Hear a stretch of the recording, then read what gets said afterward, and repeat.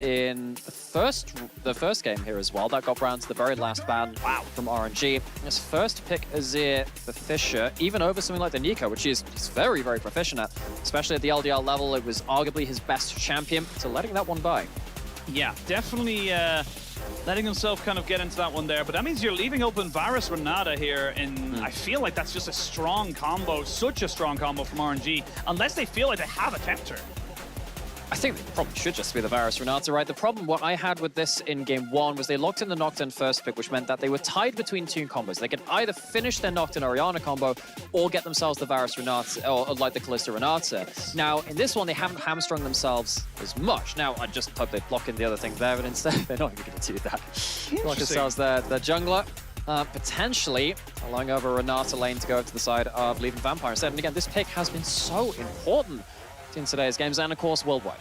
Again, Vampire, very, very little information on them. This could be a champion pool issue. This could be a thing of RNG saying, we know you don't play this. We know this isn't something that we need to prioritize. That's true. They did pass it up, yeah. And they're calling them out right now. Do EDG take the bait or not? That is the question. Or if RNG's research is sound, then you're into a bit of a more interesting combination of picks towards the last few. On the other side too, Wei has always been very comfortable on the Vi. When they went on their MSI winning stint, which was of course when it was the Wei and Xiaohu lineup, that was the Vi RE combo meta. On the other side, EDG returns! GJ once again going back towards that Maokai. We're just never getting rid of that champion for him. He's just going to play that until that thing is but kindling. And this one was a bit of a problem in game one. Now, they don't necessarily have to draft themselves into such a one-trick pony kind of team in terms of the playbook. Maybe they can have themselves an answer to the ally. It's not just a last pick Jax that knows the entire composition, but Ala's feeling it, locks it in blind. I mean, don't fix what's not broken. I feel like that's something that EDG are going to be very much relying on, considering they have such a new combination of players. Okay, so this is the accepted answer into Jax now. When you had Divine Sundra, Jax could sustain through a lot of what Cassante did and had scaling penetration into the game because the more items you got up, the more percent pen that Divine Sundra would give you. It was mixed pen too, so it would give you lots of options there. Now the problem is, once you hit Hollow Radiance and Frozen Heart from the Cassante, even though Jax is mixed damage, your attack speed is so low and it's such a cheap item combo too. Cassante can really nullify what Jax wants to do. You don't get free laning phases against him at that point. Breathe, of course, as much as the last game was very much about Ala, Breathe is one of our very best top laners when he's on form in a decent matchup. I think that's a good answer from RNG. Absolutely, and I like that EDG are now using the fact that they've got the Azir. Cool, let's ban away some of the early, the more annoying things. I wouldn't be surprised to maybe see a LeBlanc being taken away. We'll see what the last ban is from RNG. They have targeted Vampire's Bard for the moment. Took a while to get going, but once it did, it seemed very, very effective, and that's something that RNG just don't want to deal with anymore. And then looking across the map too, you know, there's no Nico ban just yet. The Milio has now been banned away too. One of the follow-on effects from what's happened with this Jax pick third is that you want to lock in the accepted answer to the Jax, which means that you can't lock in the Renata for your Varus Renata instantly on 3. I think EDG kind of gave RNG too many champions that they really wanted to work towards, but instead EDG, they're banning out mid laners instead. They could have banned out something like that Renata, which of course has been so powerful throughout this series. Tenuan hovering over that Akali. It has been a good matchup, particularly in the LPL and the LCK into the Azir. Else places it can kind of struggle. But after a game where Fisher was actually quite fairly impactful, very good at keeping himself safe, he's going to have to keep himself safe against an Akali who is very strong in the current meta. As soon as you hit one item, that Akali has huge kill threat. Oh yeah, for sure, the Akali, and it's so slippery as well. Like, you really do need point-and-click CC, which you do have on the side of EDG, but it's not that easy to get through the Shrouds, through the dashes, through the Shuriken flips, everything like that. But a Jhin Nico locked in here for EDG. They're saying, look, we're going to keep this kind of top side going. We want to get the bot lane going with a little bit more spice. And the burst damage alongside the CC combo from Jhin Nico is really, really nasty. Yes. Problem is, Nico, as a support, he's very squishy. If you walk up to a Varus, in this case, if you do lock in something a bit more bursty like that Karma, or, well, let's be honest, any support that can turn the fight around on you, things are going to get very, very risky for you. Hovering between a couple of different options, the Nautilus or the Karma. Classic. It's a Ming classic. Now, suddenly if you walk forward as the Nico, trying to look for a route, or you're hiding as a minion or something like that, if the hook lands on you, that burst combo gets turned around very, very quickly. Yes, it is. Just, again, another little thing you have to keep an eye on for these things where it's just, Do you get hooked? How many minions are in the other side? Do you have enough damage to actually take someone out who isn't just a straight up squishy? These are now the questions that EDG are going to be asking themselves before they even look for an engage into RNG. And this is RNG's composition, very typical of what we've seen in the last few years in regards to the Vi and the Nautilus comboing up onto a single target that can potentially be out of position, and having someone like the Akali and Varus Aris flying over the top. The Cassante is looking to potentially block out the Maokai ult as well with the W. That would be very, very important. But once again, we have this issue of it feels like there are more carries on the side of EDG because you have the Jax in the top lane. The Cassante can be disruptive. He can do a lot of damage. Jax will solo your entire team if he gets late game enough and has the right positioning. It's just not the same degree of threat. So some similarities from the last game. Feels like RNG are the ones which have changed things up a little bit more. Absolutely, and I love that you bring up that RNG have changed up a little bit because they've changed how many things they have to deal with certain issues. They don't just have a one-and-done combination. They have got the Cassante, the Vi, the Nautilus, things that can make opportunities for themselves. EDG sticking to what's working for them, sticking to what's worked in the first game, and sticking to what could potentially send them to the top of the table with a 2-0. Could, of course, first game of the day was a 2-1, so you end up getting a clean sweep here. Even if it's a short-lived victory, you will see yourself on that lofty perch at the top of the table. We take those, as anyone will tell you. Mainly eye crystallization. If EDG's at the top of the table by the end of the day, they're a happy bunny. That's all that matters. EDG fans will be happy everywhere. But we shall hypothesize no longer. We shall theorize no more, and we will jump into the rift for game number 2, potentially our final game of the day, as everyone on EDG finds themselves in the bot side. They're now moving in on top of LWX and Ming, but a hail of arrows will slow them down, and we will not see any more shenanigans. Oh my god, his DPM right now must be absolutely through the roof. It's like a 4-person hail of arrows. Wow, incredible. But yeah, you know, if EDG were to take this game here, they'd be closing the gap in their all-time record against RNG. Remember, before this series today, they had played 132 games against each other. And the record was 71-61 in the favor of RNG. So we go up to 71-63. It's an incredibly well-trodden matchup across the halls of time. EDG had a really strong start, though, in game 1. It felt like as soon as they got Arla up to a decent lead, RNG had no options left. They would like to give themselves a few more coming into this. Nico, we've seen the Nico sport a couple of times. I think PCS might have played a game of it. I can't remember where else played. I've definitely seen it once or twice around there. And then LCK challenges as well. Watch out to see where those hooks land, though. These are two squishy laners. Very, very squishy laners, but they have a hell of a lot of burst. That's the way it always works. You're trading off the survivability for the killability of the enemy champions. But this time around, we talked about the Ala, excuse me, having so much power in that last game. But now they have ways of disengaging. They have ways of getting him off of their carries. You've got the Nautilus to be able to hook him back. The Cassante all out can straight up just eliminate him from a fight.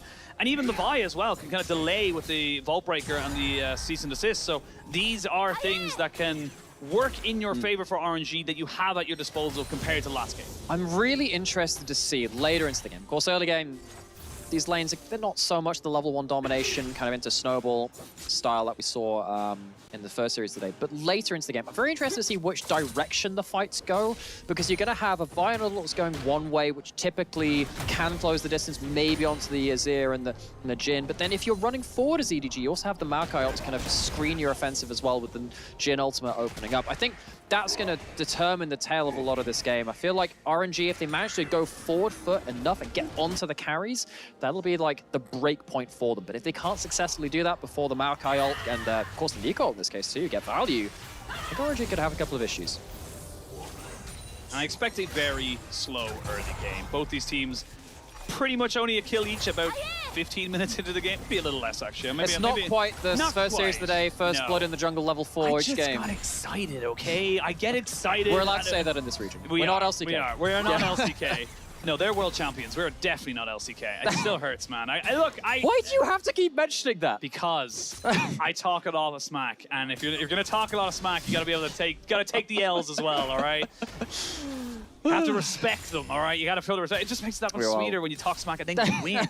Then you win, because I'm going to talk smack again when we win MSI. See them at MSI. We're the kings of MSI. We're going to win MSI, and then it's going to go to World, and it'll be overhyped again, and then Atlas and Chronicler will just say, no, it's not going to go that way, and the T1 win Worlds. That's just how it goes, and we repeat into 2025. This should take you some great trades in this mid lane, though. He's gone for the Conqueror this time, not for the Fleet. We did see the Fleet in all of our other Azir games before this, but particularly when you're trying to dip in and out and look for those auto ranges things, if you're ever stood within those soldiers, then the Conqueror is so good early game. Basically trying to put down as much hurt as possible. He's really being effective at that. The Doran Shield is doing a good job of at least keeping them alive for now, but it's not keeping him much more than that. The HP is above 0. Not getting many more luxury points after that. Yeah, not really. And now we're seeing a bit of a trade up on the top side. Breathe down to about a quarter of his HP, but big thing I was looking at more so anything else, the mana. No mana for Breathe makes those trades a lot harder. He has a great combination to deal with the Jax. He does have some cookies for the road. He's been visited by the local Girl Scouts, and they've applied their wares up there. I think it was, so I was speaking with Aragon actually about this a while ago, because Aragon is a master of rune choices and itemization in top lane as a former pro player top laner himself. And he was basically saying the identity of cookies is not necessarily a sustain item, it's an all-in item because it can give you that instant burst of HP depending on how low your HP is as well. Particularly with that mana, it can give you that turnaround potential. We'll see where the twists and turns go on this bot side as Dragon has been started up by Wei, particularly because the bot lane's got the push, gives them the easiest access towards this Dragon. Looks like that one will go down uncontested, though on Vision currently. Uncontested on Vision, which means the Kevins will be traded back on top of this one here. So JJ in a great position to be able to kind of just drop down a Bramble Smash and then Smite, you would imagine, shouldn't be too much harder. That's going to be a 3 for none trade. Obviously the Dragon is still very good for RNG. And again, in terms of single Dragon stats, Infernal's pretty damn good. That it is. It's a nice one to get the hold of. JJ will clear through that objective on the top side of the map. Once again, we'll have ourselves a trade between these two teams in the early game. I mean, we've got a little bit of a gold lead coming through from the side of EDG from a plate taken top side. A little bit of farm, which will be evened out, I assume, in the next wave or two. Let's see now, really, how RNG look to set off onto a front for as soon as Akali hits one item. I think that's a really big go button for them. Level 6 is also not a bad mark as well. He is waiting around. He doesn't know there's no vision in that tri-bush, but he just wants him to step forward just a little bit. JJ is spotting a ward, but doesn't spot Wei. They haven't spotted Wei. Now they know he's here, and we're going to see now Vampire getting flashed in, queued down. He's going to try and flash, but you're already dead.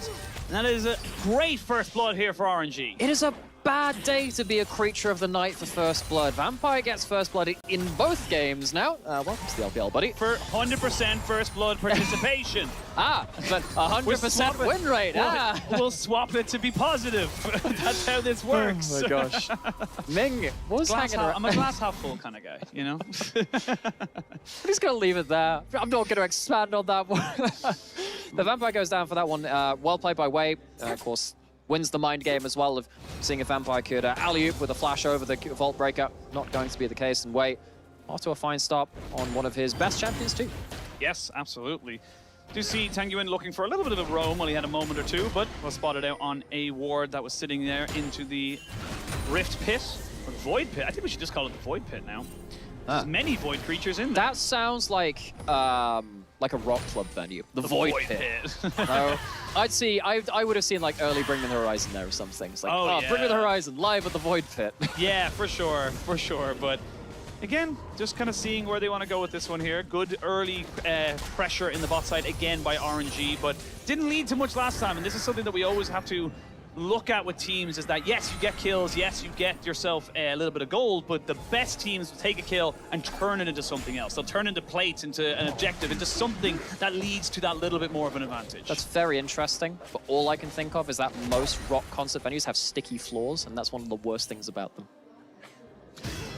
So one of the things, so I grew up around Nottingham in the UK. There's a place called Rock City. Okay, it's story time, I guess. So they had, their venue was not very well cleaned, to the point where when they finally redid the flooring, they cut it up and sold off like meters of the famous Rock City sticky floor. Ew. Yeah, not my favorite. No. It kind of gives you like a grounded effect, like singed deep. I like how you tried to bring it back. You know, I think I failed. I'll give you A for effort. I don't know an execution, but I'll definitely give you A for effort for trying to bring it back like that. But obviously, the game is in a bit of a lull state. The game is not really going to be having much else to happen from it, just because of the way the teams have set themselves up. JJ doesn't really have much to go on his bot side unless Vampire, excuse me, could get a flash engage, but that's just not going to happen. We saw Ming protecting that pink ward in the tri-brush, and I think that's important now, actually, because JJ with ult can go through tri-brush and potentially cut off LWX and Ming from their tower, and that would have been an aggressive angle. Much easier for Maokai to gank bot, red side, bot side nowadays.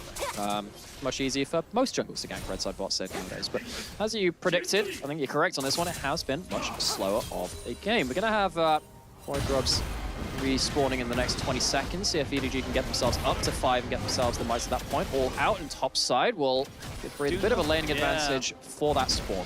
I feel like he felt like he was closer to the wall there. I feel like he maybe thought I'd be able to get him away, so he'd blow the flash or something, because I just don't see how you're ever going to be able to kill him there. But Ala will go back, get himself a reset, go in TP, he'll lose maybe 2 minions. Well, I think what Breathe was looking to do was get a heavy enough trade to force ult for ult or a flash, so that meant that Ala was in less of a position to...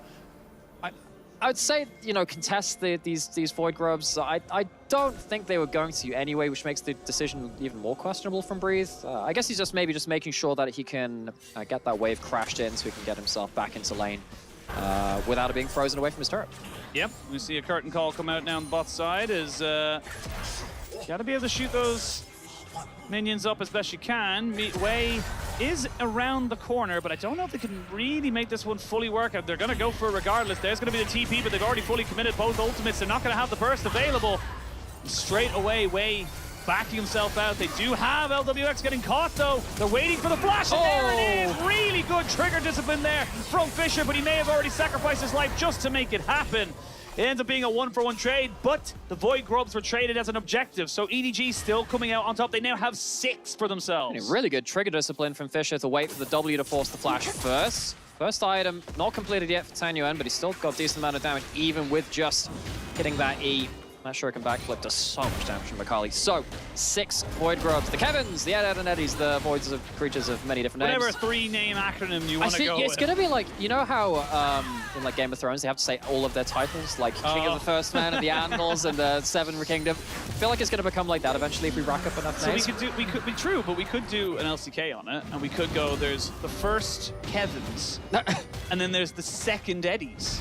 You know, so I had another suggestion on this too, where you just call them... Wait, what's this? What are we doing here? This is a replay, I believe, that we're looking at that doesn't seem to be kind of going anywhere else from it. Or we've lost complete control over the observer feed. Yeah, they did lose complete control. Nice.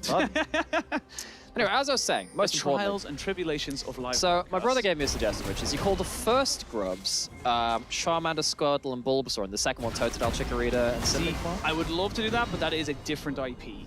It is, and it gets a little bit nussy with that. You can't be doing that now, unfortunately. You can't be having that situation, but Breed getting jumped on here by Ala, who's starting to feel a bit more comfortable in this matchup as we... there will be an internal Twitter, Reddit debate about what these Grubs are called. We are what vessels for their I figure if decision. I just come up with a different name each game, something will be funny enough for me to stick with it.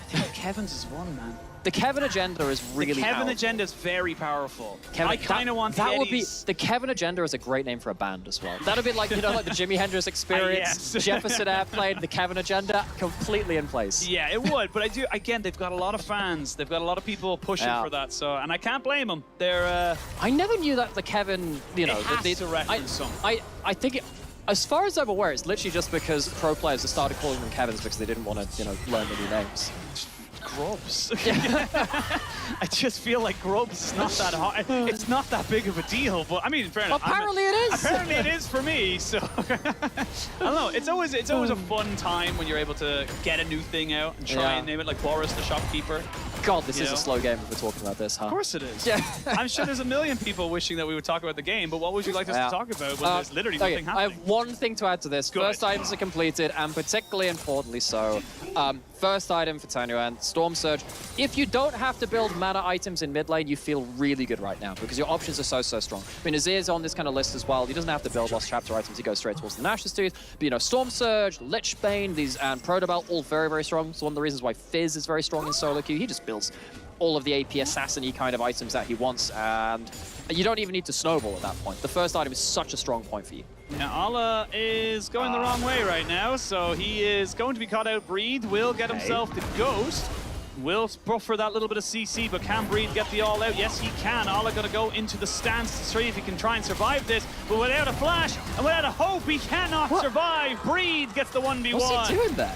What was the plan there, buddy? Like, don't know. He had a ward to ward hop back towards his turret. Unless he thought he was getting immediately ganked by He might have thought Vi was on the other side of that. Just go back to your turret. There was no one on the side of the map. I think blowing his flash ult, not feeling great from there. So RNG, they find themselves at gold lead. They find themselves with a Herald on the table too. They did give up both sets of the grubs as well. Have got themselves 2 dragons and kind of trade for the early game objectives at least. Dragons in. RNG will have a Chem Rift. Unfortunate for them, it's not the greatest in the Rifts or the Soul department, but right now we are seeing just kind of first full items being taken. Actually curious to know as well, Leaf going for that full lethality. It had kind of been finding its way into the meta before we hit the 14.1 patch, but now it looks like it is the go-to, especially considering it's the first time we've seen it in LPL. We did see some Cyclo Sword, Jhin, for the Energized alongside the fleet. We saw some of that. So there are some, and there are some things as well you kind of like kind of going the difference between crits as well. Storm Razor obviously gives a crit, and then you can go for the Energized, and then you can also kind of bridge the distance between the two of them. They want to double flash down. This time, folks. Yep, no flash, but he should have a leap strike, and he does indeed. They're going to get the TP in. He's going to try and survive as long as he possibly can. Here comes the Azir. There's a lot of damage going in. A flash into the double knockback, but nobody's underneath the turret. They can use the Q and the all out. He went straight into his death, and guess what? Cassante still busted. Oh gosh, Fisher with a fishy play. That one is not working out. He is 0-2, and despite having a very good debut in game 1, it's first time as a full starting member in the LPL. That one just kind of sucked, folks. It was a fairly good response time. Teleports as soon as the dive looks like it's there. It's just not quite early enough, even then. Now Breathe is 3-0, despite us singing all of the praises of Ella in game 1. Breathe, with the accepted answer into the Jax, is doing a very fine job putting Ella into difficult positions. He takes a full turret in picture-in-picture. Thank you for showing us their production. And this is going to be an issue now, because if the Cassante can stop the Jax from being a threat himself, he's not going to be that tanky. He's not going to be able to do, you know, the whole 1v9 thing he did last game. And Cassante will be able to a very strong front line and block up stuff like the Markout, which is core to EDG's team fight later, but also be a damage threat himself. It was just really good timing coming out here from RNG as well, because most people, most teams, especially EDG, were probably thinking, yeah, RNG are going to be setting up around the Dragon. It was 40 seconds away from spawning. That's where Wei is going to be. Wei decides, no, I'm going to path towards top lane, because if I kill you, maybe get the teleport out, but probably not looking for that. I'm still going to have time to rotate down towards that bot side, so it's a free play. They get themselves onto Chem Soul point. They have 5 minutes until they have that Soul. This is good from RNG. They are ahead on gold, they're ahead on objectives, and they are ahead in this game. I will say, my small little caveat on that, is that EDG still have the 6 grubs, so if there becomes a small fight, it can snowball quite exponentially. But you gotta be able to hit towers. And that's the one problem I have with it, because I look at that and I think, yes, awesome if Arlo were ahead or Fisher was safe in a side lane. That's not the case. I don't even think Leaves was sat on the turrets for most of his game too. So I look at this now and I think EDG, yes, you have traded dragons for grubs, but this is the problem, say, I mean, G2 versus Rogue was a situation like this where they tried to go towards smoke and mirrors, they couldn't make the most of it. T1 had a game against Gen G like this too, and suddenly RNG pushing the tempo further and further forwards, forcing mid lane, forcing a response. EDG aren't going to be able to use these grubs anywhere useful. That's a very good point, and they're going to take down that mid turret, big turret to take down. I thought of it myself. No problem, man. Glad you feel that way. But yeah, and now Ala is just being bullied. They need to guess which one he's in. Never mind, they don't need to guess anymore. Oh, I think he would have had it. I think he would have had it. He just kind of juked himself, to be perfectly honest. Now he's going to be in a lot of trouble. They're going to throw Ming down here, but yeah, Ming wasn't even needed. That is an easy rotation there. And EDG, this is just very unfortunate rotations coming out. And they're not really respecting the fact that RNG can just be very quick around the map. And serious credit to RNG. You know, Ala's Jax is very noteworthy. You know, we called out in game 1 and from last year as well. Game 1 to game 2, this pick has been very well answered. Now, if this does go to a game 3 with the lead, you know, it's definitely on the table. EDG will have to ask themselves the question of, well, we tried blind picking the Jax. Does that affect our draft for game 3? It affects how you prioritize. The Varus has been very good at just kind of keeping everyone at bay. You can see with the damage there. Little things like that that you kind of come back to and see where you're able to try and bring this draft if it does go to that game 3. Also worth noting as well, so some of the itemization for top lane has been different from what we've seen in the rest of the world. So we talked about Titanic Hydra Jacks in the last game, and of course it ended up being Triforce into Sundered Sky. Same for the Cassante. This isn't going to be the Koenig Rooken and the Frozen Heart for the very cheap and effective 2-item spike. It is Iceborne Gauntlet, and it is the Jack Show. So it's much more about extended fights with a higher emphasis on kind of like the extended team fight value. And I am interested to see now if Breathe will be able to be, you know, that sole frontliner. Because I mean, the Vi and the Nautilus kind of half job that. But I'm interested to see now how tanky this Cassante is going to get and how much of an issue that's going to be for EDG before they reach enough items. Some decent scaling available for EDG, so they let this game go long enough, they should be able to at least bring it back ever so slightly. JJ just smiting down his wolf camp, saying, "Look, I get it. You're all top lane, but I'm still getting my little bit of gold." He gets up to 2 items. That would be great. We finally get to see full spawn to Baron. I really hate the hands. I don't like the hands at all. So the reason for them is that it's the territorial. JJ, you okay? Hey, yeah, he's okay. But like the territorial Baron uses those hands to grab you as a special attack and pull it towards you. They're very not cool.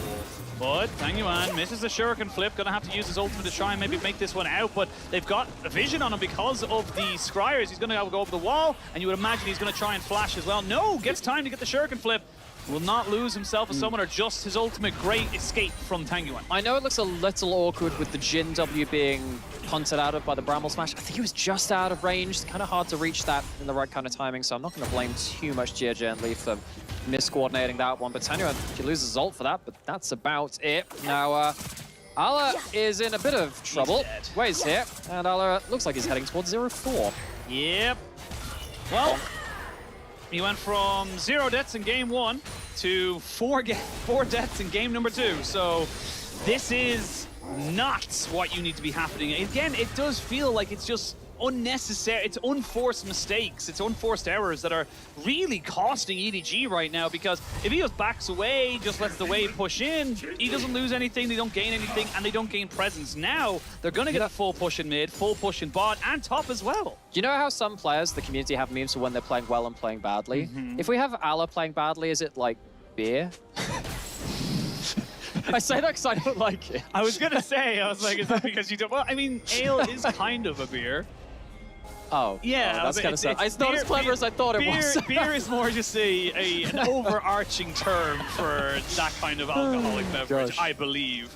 I could be completely wrong. There's someone out there just putting at me like that's someone out there is gonna care an awful lot about what that just said. Either way, we now have a very early soul point being potentially converted into soul by RNG. Only 22 minutes in. EDG, I don't think they have the items to fight for this one, but we'll definitely find that out soon enough. Leave is very isolated right now, but they know Tang Yuan and of course Wei are there. Here we go, they go for the hook. They do get an immediate flash ult away by Fisher, who's trying to go in. There's going to be the pop blossom to stop anyone from going in. They're trying to get the 4th shot off. Tang Yuan though jumping in, and this is all RNG all the time. EDG just can't do anything. It's an ace. It's a clean one at that, and this game is basically over. That it is clean ace. EDG just didn't have the items. Yes, they end up having second item on AD carry in mid lane.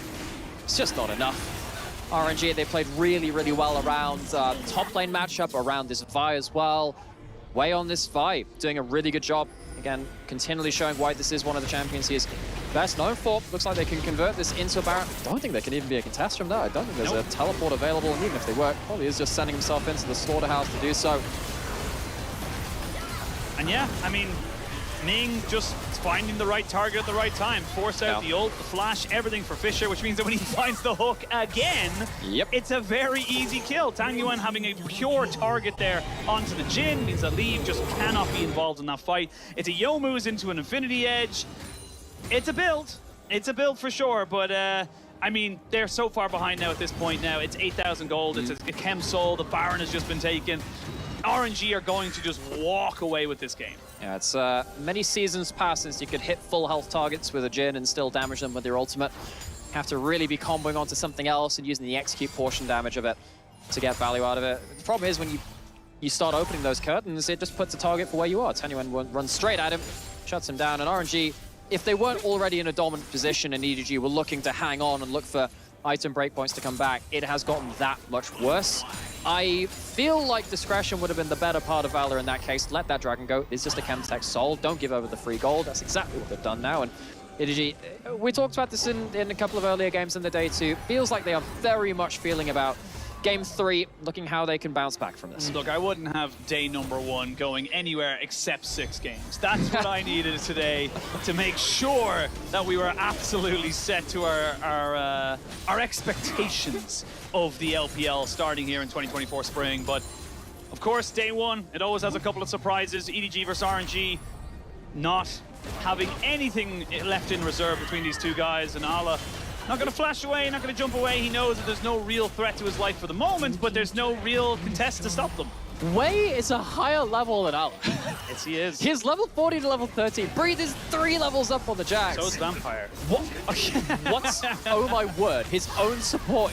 Is that? No. That's gotta be. That's gotta be the bug from the thing. Yes, it's the bug from the thing. But no. Then we see Tangyuan going in, looking for a bit more, and he gets it. Even has a little bit of a snack just at the end to make sure. But they have full vision on him, and they want to kill him. Everything has been used, and a shutdown comes down. But I mean, it's a little bit of a constellation prize, not constellation. That's about the stars, and because the star is shining brightly for RNG, as they are just going to take that little fight and go, cool. Well, we still get everything else. EDG, look to the stars for an answer. Does the stars just spell out try again next time? Get wrecked. But yeah, there's nothing stopping this push. You've used everything to kill off the Akali. And now, there's just not really a lot to stop this. Look at the damage, there is none! That's just Wei going in and nobody able to stop him do anything! Wei just kind of, where's Fisher gone? He's doing his own thing, man! He's set sail, he's in international waters, he wants no part of this! I mean, I get it, you're not going to be able to probably defend it anyway, but I don't know if that's going to be really that worth it. Now we're looking at Baron off at 10 seconds, we got Elder in 2 minutes 30, probably going to sync up very well with Baron. This is RNG's game to lose. Yeah, this is sort of all over except the, the ceremony, but at the end of that, you got Soul in this as well, so as soon as he drops below that half of HP, Tenuan gets the extra damage reduction from that, which actually comes in pretty important here. Maybe you could have even died at that point. It was pretty close margins. One of the few signs that Chemtech Soul has value. Of course, he gets shut down after this point either way. They cost them, what, 3 ultimates and a flash or something like that to finally take him down and get that shut down, but I'm sure that's, well, even then, it's still pretty much the best news they've had all game. This is not probably the best news of that game. They're probably going to lose another kill. Yeah. It's a little sad. It's a little sad, but EDG, sadly, not going to be able to wriggle themselves out of this one, you would imagine. They are very far behind, and they don't really have an answer for the shields, the heals, the magic damage shields, everything. Like, they don't do damage to anyone on RNG.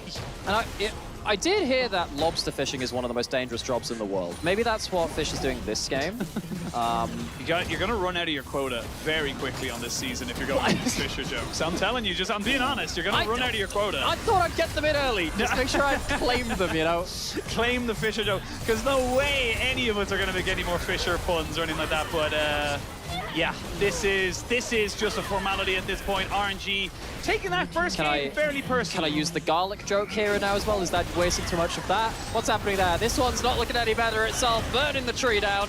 Yep, getting everything and anything they want as RNG fight back in this series and put themselves to a 1-1 scoreline. EDG didn't really have a hope at any point of this game. It just felt like a constant downward spiral for them. And the game won't be over just yet, but I do think that we are going to see the Cassante just go back, TP back in, and then the end of the game. I think that's exactly what's going to happen. Felt like EDG put a lot of value on getting this Jax into the game. They were nullified, and poor JJ had no platform to play off of. They got one last hurrah. They do indeed, but yeah, it's too far behind. The Pop Blossom was nice, but EDG just can't keep it together. That's going to be a nice and easy little finish with Tangyuan. We mentioned the Akali earlier. It is something that Tangyuan is very well versed in, but Right now, it's Ala just playing keep away, but yeah, he ain't gonna be smiling no more. That is a pretty definitive loss going on to EDG. 0-7 for Ala's Jax, and guess what? You can't blind pick this anymore. That's that is a pocket pick in a situation from now on for you. Yep, that was a draft too far from EDG, and you know, after game one, you'd be very, very believing in that Yes, draft. You'd be very confident. absolutely. Confident, that's the word for it. But